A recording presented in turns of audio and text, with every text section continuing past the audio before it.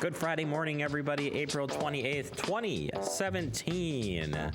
A sunny, kind of sunny morning out there. At least the rain has stopped for a little bit.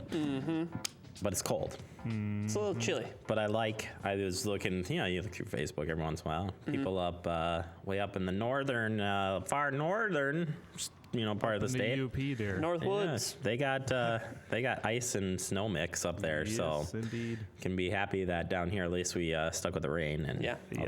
I'll take some cool temperatures over the snow word. Yeah. Or The even snow word. hot temperatures, to be honest with you. It's me. I'll take slightly brisk over really hot. I agree. Any day of the week. I agree. Come at me. Sam. What's hot to you, Preston? Like too warm? Oh gosh. 80 and up. Okay. That's where I'm drawing the line. That's where I'm like, I'm just your boiling point? uncomfortable. Yeah. 76 to 77 is perfect. Yeah. I like to go low to mid 70s. That's my pocket. There you go. That's where I excel at. That's your pocket. Yeah. That's where you excel. That's right. You get better. That's where I get peak performance. I don't even know what to say. Jeremy, what about you? I like the mid 80s. Oof, a little hot. So warm. But I keep that humidity. Yeah, if it's not pretty humid, even. it's better. That's always the problem. The humidity is the Yeah. problem in this So, state. but yeah, I guess I would prefer that over cool temperatures. Sure. I do. I mean, I guess I don't. I guess I like. Well, I live in Wisconsin, so I Yeah. like all the four seasons. So I Sure. guess I take advantage of those temperatures. Right. And then when the fall comes, that would probably be my favorite temperature. Yeah. Oh, yes. Yeah. Section is it's A lot of people. Yeah, I love like fall weather. not too nice- hot, not too cold, just right in there. I like a nice 60 to 75. Anywhere in there, I'm like, I'm You're down. good? Yeah, Yeah. I'm good for Yeah, I pop the windows open at 60s. it. Okay. The wife doesn't like me for it, but I do it. I can understand. We do it too. Yeah, It's all it's good. just nice, but yeah. We digress. We got a fun show for you guys out there in internet land, TV land, video on demand land, wherever you're going to be watching this. We've got the show for you. Indeed. Got some great headlines coming up for you. We're going to recap last night's Born Survivor event that was held at the Promega Center by the Senior Center and by the library. We'll get you updated on that coming up in the digest segment. It's just in case you missed it. We do it right here Fridays. Every Friday. That's right. We try to anyway.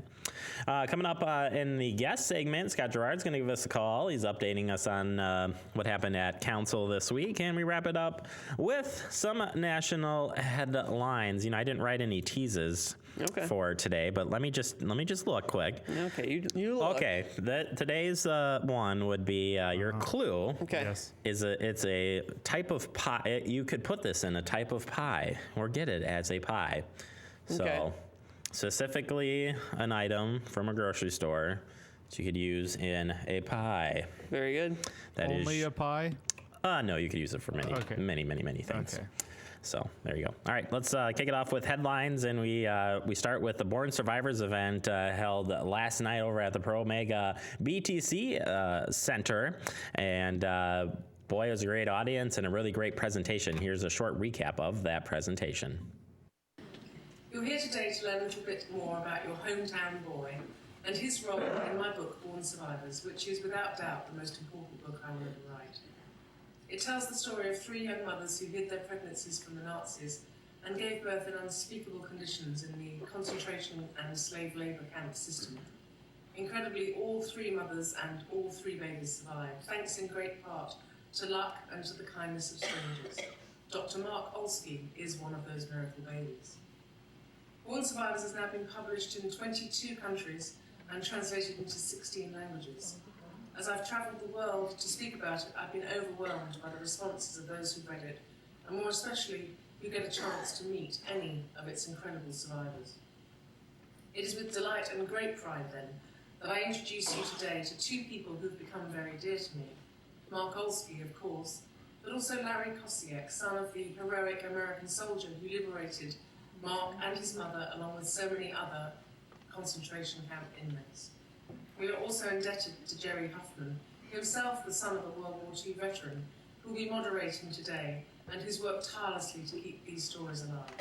So it's been about 3 years or so, actually more like four now, that I got this phone call, and woman asked if it would be all right to write a story about my mother.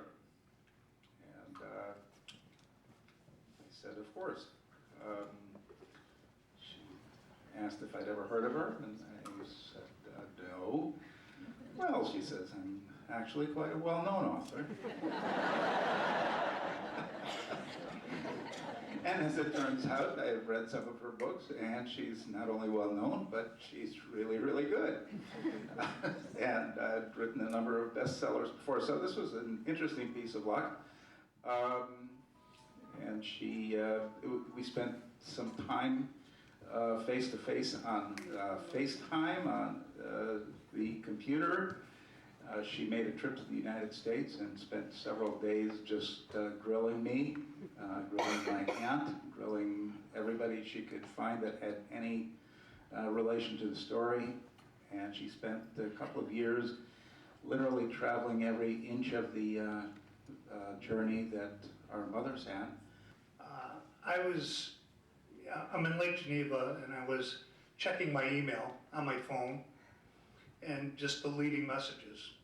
And I had a request on LinkedIn, one of the social media things, right? And it said, it wanted to connect with me, and I accepted it. And usually if I don't know the person, I automatically delete it, but for some reason I accepted it. Well, I almost immediately get a message back that said, are you related to Sergeant Alpert Koziak? Well, I thought it was a little unusual, but so I wrote back, yes, I'm his oldest son. And she then responds very quickly and says, can I call you? Well, now I'm trying to figure out who's this Wendy Holden. So I go to Google and I see Wendy Holden. She lives in Suffolk, England. And I thought, oh my God, do I have a sister I didn't know about?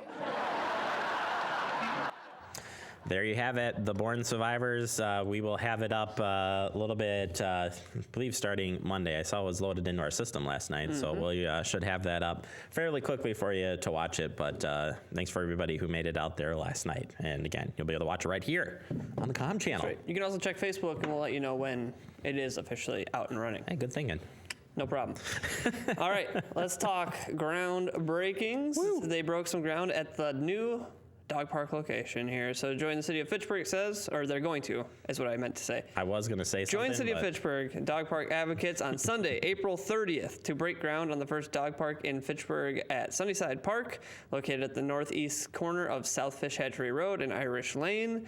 The event will begin at 2 p.m. with the brief comments from Mayor Jason Gonzalez and the FDPA, and will include recognition for project sponsors and donors. If you need a place to park, you can go to Gorman Wayside Park, which is just next to the Public Works facility. It's the park with the big statue and flag. Fantastic.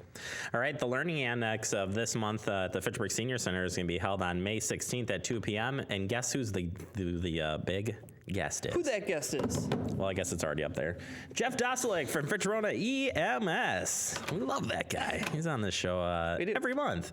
So come on out. He will be sharing information about the EMS service, what services may or may not be covered by insurance, and if and when you should call the EMS. What's that phone number? That phone number, who knows? 911. Oh. That's the one. Tricked you. Thanks for the trick. Seems like that guy might know a thing or two about EMS. I would say so. Who knows? We'll find out. All right. Let's talk computer safety, because we love talking safety on this show.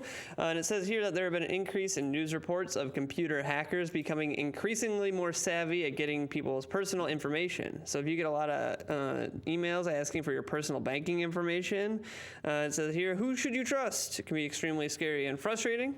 So arm yourself with up-to-date information. Dave St. Amman will be here on Wednesday, May 24th at 10:30 a.m. to talk all about how to protect yourself online. So you can call 270-4290 and reserve your spot for this presentation. Should be very fascinating, interesting, and helpful to you all. It's always good to practice up on those and get Indeed. those safety tips. All right, that is your headlines this morning on this cool Friday morning. A little sunshine out there, though. Got to be happy about that. Coming up next, we're opening up the Fitchburg Digest segment with what? Just in case you missed it, Preston. I was waiting for you. I like it. We'll see you right back after the break.